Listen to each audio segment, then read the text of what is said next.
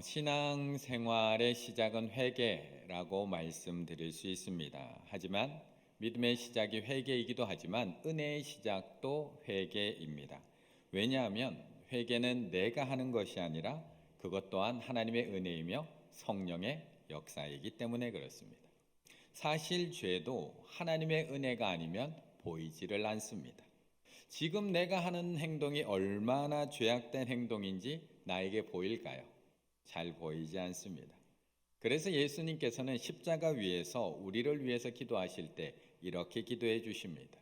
이에 예수께서 이르시되 아버지여 저들을 사하여 주옵소서 자기들이 하는 것을 알지 못함이니이다 하시더라. 그들이 그의 옷을 나눠 제비 뽑을세. 그들이 하는 것을 모른다는 겁니다. 저들은 예수님을 죽이면서 자신들이 잘못하고 있다고 생각했을까요?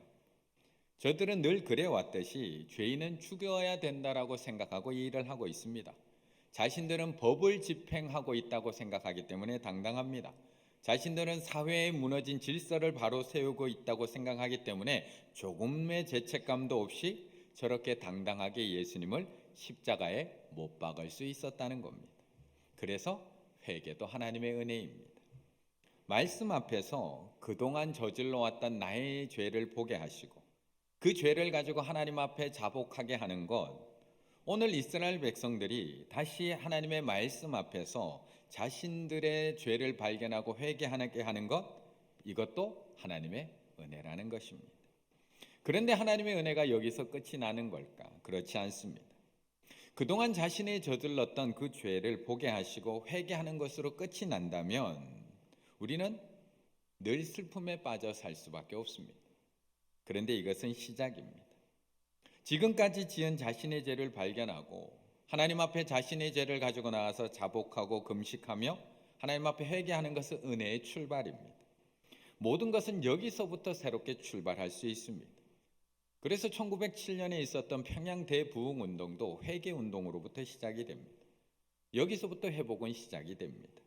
그리고 하나님은 오늘 이스라엘 백성들에게 지금까지 자신들이 저질러 왔던 그 죄만 보게 하시는 것이 아니라 지금까지 하나님께서 어떻게 너희들을 여기까지 인도해 오셨는지 그 하나님의 은혜도 보게 하고 계십니다. 9절의 말씀을 같이 한번 읽겠습니다. 9절입니다.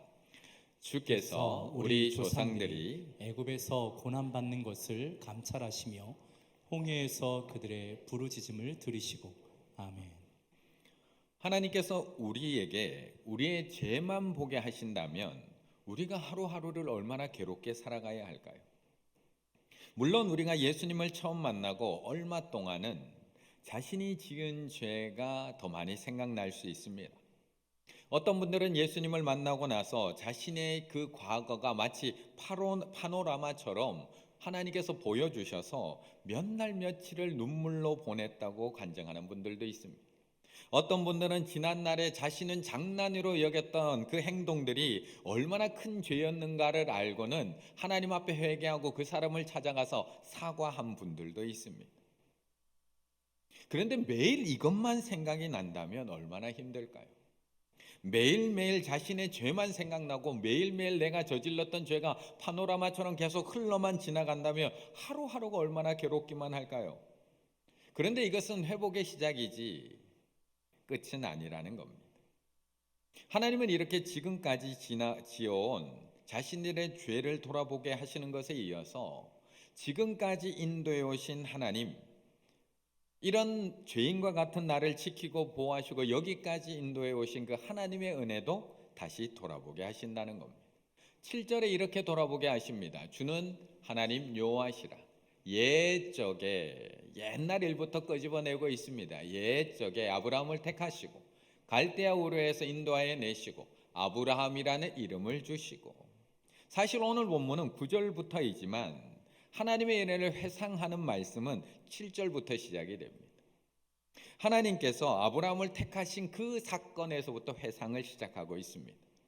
갈대아 우르에서 하나님이라고는 알지도 못한 채 살아가고 있던 아브라함을 택하시고 부르신 하나님의 은혜, 이후에 약속의 땅으로 인도하셔서 열국의 아비 아브라함으로 이름을 바꾸어 주신 그 하나님의 은혜, 믿음이 없어서 때로는 포기할 때면 다시 이렇게 세워주시고, 믿음이 없어서 또 좌절할 때면 하늘의 별을 보여주시고 바다의 모래를 보여주시면서 믿음의 조상으로 세워주셨던 그 하나님의 은혜를 기억하라는 것입니다.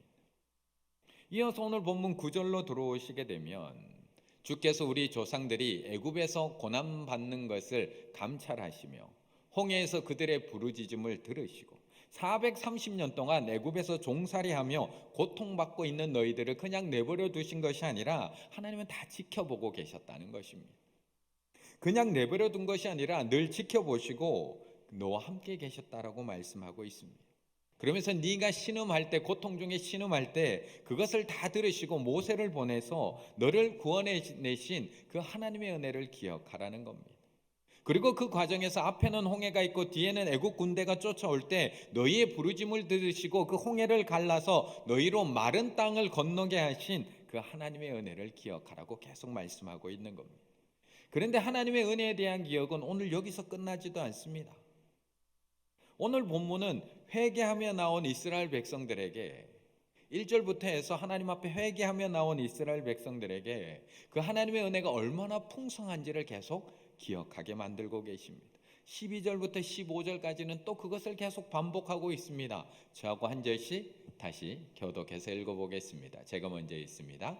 낮에는 구름 기둥으로 인도하시고 밤에는 불 기둥으로 그들이 행할 길을 그들에게 비추셨사오며 또 시내산에 강림하시고 하늘에서부터 그들과 말씀하사 정직한 규례와 진정한 율법과 선한 율례와 계명을 그들에게 주시고 거룩한 안식일을 그들에게 알리시며 주의 종 모세를 통하여 계명과 율례와 율법을 그들에게 명령하시고 그들의 굶주림 때문에 하늘에서 그들에게 양식을 주시며 그들의 목마름 때문에 그들에게 반석에서 물을 내시고 또 주께서 옛적에 손을 들어 맹세하시고 주겠다고 하신 땅을 들어가서 차지하라 말씀하셨사오나. 아멘. 하나님은 우리로 하여금 회개하러 나온 이스라엘 백성들로 하여금 지었던 죄만 기억하게 하고 계신 게 아닙니다. 분명 우리로 하여금 지난날에 지었던 그 죄도 깨닫게 하시고 기억나게 하시고 자복하게 하시고 회개하는 것에서부터 모든 것은 시작하고 있지만 죄만 기억나서 매일매일 가슴 치며 울고 살라고 말씀하고 있는 것이 아닙니다. 그 뒤에는 이런 우리를 살리시고 인도하신, 그런 죄인된 우리를 살리시고 인도하신 하나님의 은혜를 더 많이 기억하라고 말씀하고 있습니다. 이런 죄인된 나를 그래도 선택하신 하나님의 은혜, 이런 나를 택하셔서 하나님의 자녀 삼아주신 하나님의 은혜, 나뿐만 아니라 우리 가정까지도 구원해 주신 하나님의 은혜, 앞에는 홍해 뒤에는 애국 군대가 쫓아왔지만 그 가운데서도 생각지도 못한 방법으로 홍해를 갈라서 날 구원해 주신 하나님의 은혜, 낮에는 구름 기둥 밤에는 불 기둥으로 광야 같은 인생을 인도해 주신 하나님의 은혜, 이제는 뭘 먹고 살아가야 되나 막막할 때 만나와 메추라기로 날 먹여주신 하나님의 은혜, 마실 물이 없어서 갈급할 때 하나님 앞에 나왔을 때 목마르지 않는 물을 먹여주신 그 하나님의 은혜, 하나하나 다 기억나시나요? 하나하나 다 기억나시나요? 지난 2023년을 어떻게 지나오셨는지 다 기억이 나시나요? 지난 40년, 50년, 또 때로는 60년, 지금 이 자리까지 어떻게 올 수 있었는지 기억이 나시나요?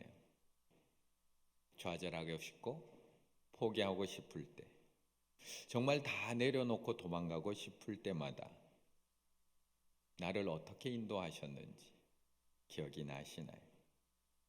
하나님의 은혜가 하나하나 떠오르시나요? 하나님 앞에 회개하러 나온 이스라엘 백성들에게 하나님은 이것을 다시 다 기억나게 하십니다. 다. 그런데 우리의 기억력은 그리 좋지가 못합니다. 이스라엘 민족의 기억력도 그리 좋지가 못합니다. 16절의 말씀을 같이 읽어보겠습니다. 16절입니다. 그들과 우리 조상들이 교만하고 목을 곧게 하여 주의 명령을 듣지 아니하고. 아멘. 이런 하나님의 은혜들을 우리가 오래오래 기억하고 살면 얼마나 좋을까요? 나를 구원해 주신 하나님의 은혜서부터 시작해서 우리 가정을 구원해 주신 하나님의 은혜까지, 매일매일 만나와 메추라기를 내려서 먹이신, 그리고 여기까지 인도하신 그 하나님의 은혜를 매일매일 우리가 선명하게 기억하고 살아가면 얼마나 좋을까.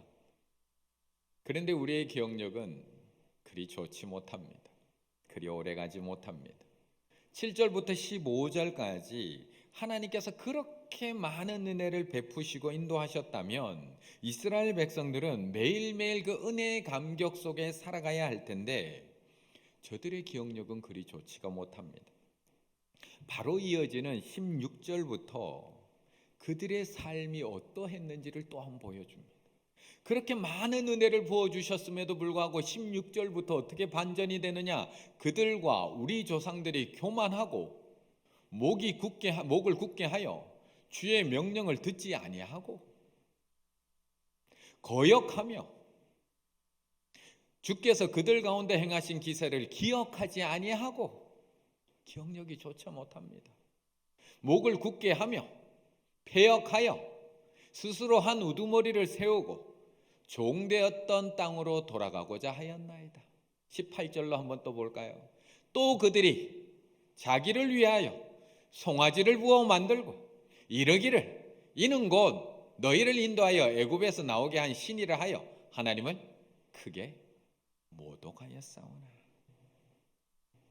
하나님이 그렇게 많은 은혜를 베풀어 주셨으면 그 은혜의 감격 속에 살아가며 하나님만 섬기며 살아가야 되는데, 그렇게 하나님께서 이스라엘 백성들을 애굽에서 구원해내시고 광야를 건널 때는 그냥 보내지 아니하시고 매일매일 만나와 메추라기로 먹이시고 밤에는 불기둥 낮에는 구름기둥으로 인도하셨음에도 불구하고 저들은 교만하여 하나님의 명령을 듣지 아니하고 매일매일 어디로 가야 할지 그 길을 알려주시고 반석에서 물이 나와 마시게 하셨음에도 불구하고 하나님의 행하신 기사와 이적은 기억하지 아니하였더라.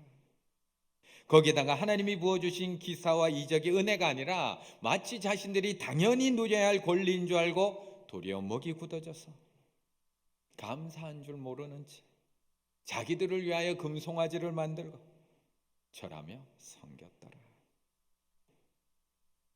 우리는 도대체 왜 이러는 걸까요?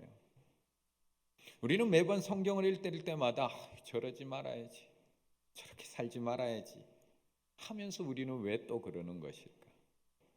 감사할 줄 모르고 점점 목이 굳어가는 저들을 보면서 왜 저럴까 왜 저럴까 라고 이야기하면서 왜 똑같아져가는 걸까?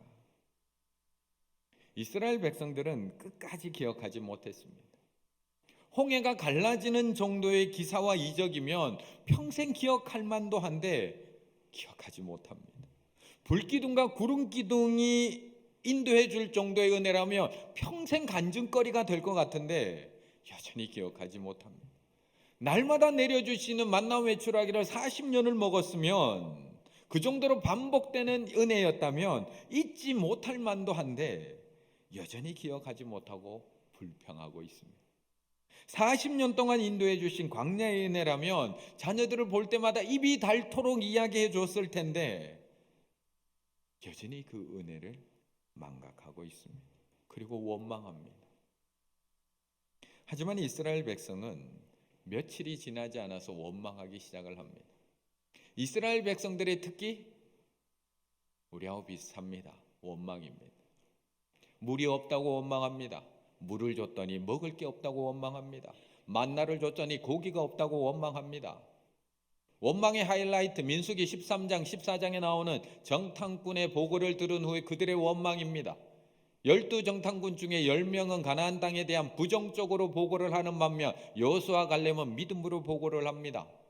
하지만 이스라엘 백성은 10명의 부정적인 보고에 마음이 넘어가서 하나님 앞에 심한 원망을 쏟아놓습니다. 그 원망을 들으신 하나님, 민수기 14장 27에서 30절 이렇게 그 원망에 대해서 말씀하십니다. 나를 원망하는 이 악한 회중에게 내가 어느 때까지 참으랴. 이스라엘 자손이 나를 향하여 원망하는 바, 그 원망하는 말을 내가 들었노라. 그들에게 이르기를 여호와의 말씀에 내 삶을 두고 맹세하노니 너희 말이 내 귀에 들린 대로 내가 너희에게 행하리니 너희 시체가 이 광야에 엎드려질 것이라. 너희 중에서 20세 이상으로 계수된 자 곧 나를 원망한 자 전부가 여분네 아들 갈렙과 눈의 아들 여호수아 외에는 내가 맹세하여 너에게 살게 하리라 한 땅에 결단코 들어가지 못하리라. 그럼 이제 우리들은 어떻게 되는 걸까요? 오늘도 낮에 원망했는데요. 우리는 어떻게 되는 걸까? 이미 광야에서 엎드러진 이스라엘 백성들 걱정할 게 아니라 오늘도 원망하고 불평하며 살아가는 우리들은 어떻게 될까요? 그렇게 많은 은혜 가운데 살아온 우리들, 그럼에도 매일 입에서 불평과 원망이 끊어지지 않고 쏟아져 나오고 있는 우리들, 이 본문을 볼 때면 잠깐 두렵지만 또 주중에 살아가다 보면 또 똑같이 원망하고 우리들은 도대체 어떻게 되는 걸까? 지난 50년, 60년 동안 광야 같은 인생길을 걸어오는 동안 그 인도에 오신 하나님의 은혜, 때로는 홍해를 건너게 하셨고요, 때로는 만나와 메추라기를 먹여주셨고요, 때로는 반석에서 물이 나오게 하셔서 마시게 하신 하나님의 은혜, 그 은혜 가운데 살아왔음에도 오늘도 우리는 여전히 왜 이것 안 주시나요 하나님? 왜 저것 안 주시나요 하나님? 왜 이건 해결해 주시지 않느냐고 원망하고 있는 우리들은 그럼 어떻게 되는 걸까요? 17절의 말씀을 같이 읽겠습니다. 17절입니다.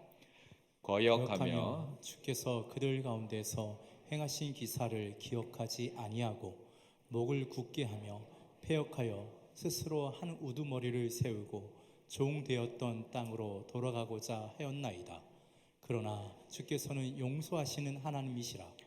은혜로우시며 긍휼히 여기시며 더디 노하시며 인자가 풍부하심으로 그들을 버리지 아니하셨나이다.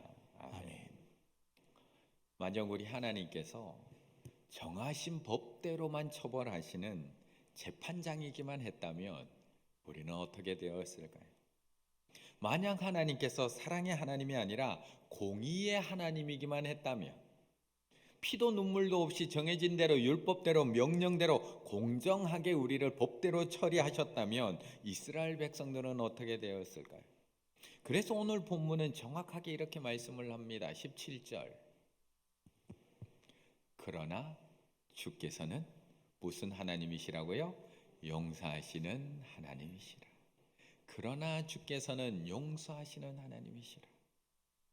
은혜로우시며 긍휼히 여기시며 더디 노하시며 인자가 풍부하심으로 그들을 버리지 아니하셨나이다. 하나님께서 용서하시는 하나님이 아니었다면 우리는 지금 어떻게 되었을까요? 우리가 이렇게 교만함에도 불구하고 하나님이 우리를 용서하시고 긍휼히 여기시는 하나님이 아니었다면 우리는 지금 어떻게 되었을까? 우리가 이렇게 목이 곧고 이기적이고 탐욕으로 가득함에도 불구하고 노하기를 더디하시는 하나님이 아니었다면 지금 우리는 어떻게 되었을까?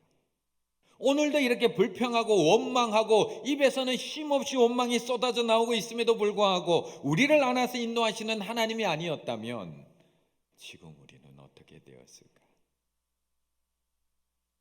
예전에 제가 한번 예화로도 사용을 했는, 그리고 제 책에도 인용했던 가만히 계심의 은혜라는 글이 있습니다. 가만히 계심의 은혜. 고통 중에 있을 때, 내가 기다림이 오래될 때, 기도해도 하나도 변하는 게 없을 때, 내가 더 잘 믿고 더 실력이 있는데 나보다 다른 사람이 더 잘 될 때, 하나님은 왜 가만히 계실까? 왜 가만히 계실까? 왜 일하지 않으실까라는 의문이 든다. 가만히 계시지 않는다면 어떻게 될까? 내가 죄 지을 때마다 하나님이 가만히 계시지 않는다면 나는 어떻게 될까? 내 의로 누군가를 판단하고 미워할 때마다 하나님이 가만히 계시지 않는다면 나는 어떻게 될까? 내가 어리석어서 하나님 앞에 생선이 아닌 뱀을 구하고 있는데 하나님 가만히 계시지 않고 그걸 주셨다면 우리는 지금 어떻게 되어 있을까? 가만히 계심, 참아주심, 기다려주심, 더디 노하심, 그 가만히 계심에 감사해야 한다. 17절. 거역하며 주께서 그들 가운데 행하신 기사를 기억하지 아니하고 목을 굳게 하여 패역하여 스스로 한 우두머리를 세우고 종되었던 땅으로 돌아가고자 하였나이다. 그러나 주께서는 용서하시는 하나님이시라. 이때 하나님이 가만히 계시지 않았다면 이스라엘 백성들은 과연 어떻게 되었을까요? 이어지는 18절, 19절, 20절도 똑같은 이야기를 하고 있는 겁니다. 또 그들이 자기를 위하여 송아지를 부어 만들고, 그렇게 용서하시는 하나님이었음에도 불구하고 또 그들이 자기를 위하여 송아지를 부어 만들고 이르기를 이는 곧 너희를 인도하여 애굽에서 나오게 한 신이라 하여 하나님을 크게 모독하여 싸우나, 그러나 주께서는 주의 크신 긍휼로 그들을 광야에서 버리지 아니하시고, 이때도 하나님이 가만히 계시지 않았다면 이스라엘 백성들은 어떻게 되었을까요? 우리는 다를까요? 우리는 누가복음 17장에 나오는 9명의 나병 환자를 보면 매번 나무랍니다. 아니, 사람이 나병을 고쳐주셨는데, 나병을 고쳐주고 살려주셨는데 어떻게 돌아와서 감사를 돌리지 않는 걸까? 우리는 그렇게 그들을 지적을 합니다. 아니, 사람이 어떻게 죽을 병에 걸린 것을 살려주셨는데 어떻게 단 한 명만 돌아와서 감사할 수 있는가? 그런데 그게 우리들 아닌가요? 그래서 우리는 새해가 되면 기도의 제목은 열심히 적습니다. 기도의 제목은 10개를 넘어가고 11개가 되고 12개가 됩니다. 하나님, 새해에는 꼭 이렇게 응답해 주셔야 됩니다라는 기도의 제목이 꼼꼼히 적어 내려갑니다. 건강의 문제, 물질의 문제, 하나님 올해는 꼭 회복시켜 주셔야 됩니다. 하나님, 올해는 꼭 다시 이렇게 세워 주셔야 됩니다. 빼놓을 수 없는 자녀들의 기도의 제목, 올해는 진학해야 되고 취업을 해야 되고 결혼해야 되는 하나님 앞에, 하나님 올해는 꼭 들어가야 되고 올해는 꼭 만나야 됩니다. 몇 살인지 아시죠, 하나님? 맞습니다. 우리는 간절함을 가지고 올해도 하나님의 응답을 기대하며 우리는 기도해야 합니다. 하지만 감사의 제목은 아무도 적지를 않습니다.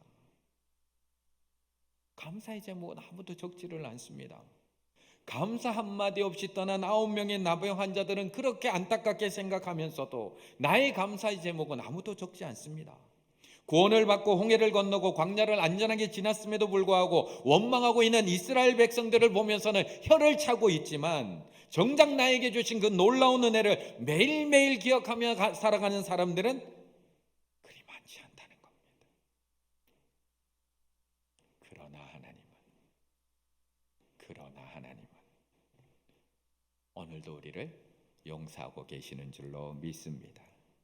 그러나 하나님은 오늘도 변함없이 은혜로우시며 너그러우시며 노하기를 더디하시며 사랑과 인자가 많으신 하나님이 되셔서 우리를 버리지 않으시는 줄로 믿습니다.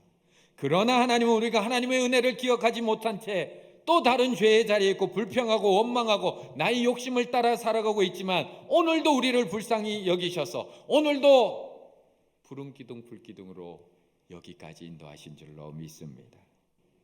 그래서 그렇게 은혜를 기억하지 못하며 살아가던 이스라엘 백성이지만 21절에 이렇게 고백할 수 있는 겁니다. 우리가 다 함께 고백해 볼까요? 시작. 40년 동안 들에서 기르시되 부족함이 없게 하심으로 그 옷이 헤어지지 아니하였고 발이 부르트지 아니하였사오며. 아멘. 그렇게 죄를 지었지만 그러나 용서하시는 하나님, 긍휼하신 하나님, 노하기를 더디하시는 하나님이 그 이스라엘 백성들은 40년 동안 옷 하나 헤어지지 않고 발 하나 부르트지 않게 그렇게 안아서 인도하셨다는 겁니다. 오늘 본문을 새 번역으로 읽어보면 조금 더 실감이 납니다. 이렇게 새 번역에서 이야기를 합니다. 주님께 복종하기를 거부하고 주님께서 보여주신 그 놀라운 일들을 곧 잊었습니다. 뻣뻣한 목에 고집만 세어서 종살이하던 이집트로 되돌아가려고 반역자들은 우두머리를 세우기까지 하였습니다. 그러나 주님은 용서하시는 하나님, 은혜로우시며 너그러우시며 좀처럼 노하지 않으시며 사랑이 많으셔서 그들을 버리지 않으셨습니다. 더욱이 우리 조상은 그렇게 용서하셨음에도 불구하고 더욱이 우리 조상은 금부치를 녹여서 송아지상을 만들고는 우리를 이집트에서 이끌어내신 우리의 하나님이다 하고 외치고 주님을 크게 모독하였습니다. 그런데도 주님께서는 언제나 그들을 불쌍히 보셔서, 그런데도 주님께서는 우리를 언제나 불쌍히 보셔서, 오늘도 회개하고 자복하는 이스라엘 민족에게 희망이 있는 이유는 그들이 회개했기 때문이 아니라 우리 하나님이 용서하시는 하나님이기 때문입니다. 오늘도 우리가 또 실수하고 넘어지고 또 죄 가운데 있지만 우리에게 희망이 있는 이유는 우리가 잘해서가 아니라 우리 하나님은 언제나 우리를 불쌍히 보셔서 우리를 버리지 않는 하나님이시기 때문에 그렇습니다. 2023년 지난 지 얼마나 되었다고 벌써 우리는 하나님의 은혜를 새까맣게 잊고 또 불평하고 또 원망하고 있는 우리들이지만, 그런데도 우리에게 2024년이 희망이 있는 이유는 우리가 잘해서가 아니라 우리의 하나님은 이런 우리를 위해서 독생자까지도 내어주신, 그럼에도 불구하고 오늘도 우리를 사랑하시는 하나님이신 줄로 믿습니다. 2024년 올 한 해도 때로는 나는 넘어지고 때로는 나는 흔들릴 수도 있지만 그럼에도 불구하고 나를 용서하시는 그 하나님의 변함없는 사랑과 은혜가 있다는 것을 꼭 기억하시고 주님과 함께 끝까지, 그럼에도 불구하고 사랑을 붙들고 끝까지 주님과 동행하실 수 있는 우리 충일의 가족들 다 되시기를 간절히 바라겠습니다.